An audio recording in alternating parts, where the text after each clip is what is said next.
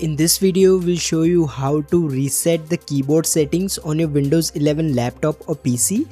So Windows 11 doesn't give you a simple toggle to reset all the keyboard settings at once, but it's still possible to do so with this workaround.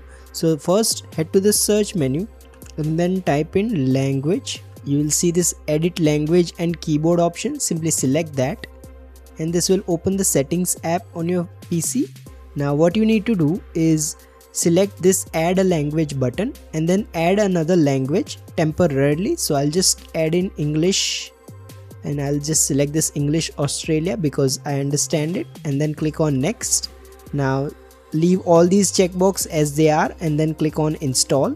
Now simply wait for a few seconds. Once you actually downloaded the language pack, what you need to do is click on this 3-dot icon and then select move up. So what this will do is basically set English Australia as the default language and all the previous keyboard settings will be erased. Now to apply these changes, what you need to do is simply restart your PC. After the reboot, come back to this language and region menu and then set your preferred language as the default language once again.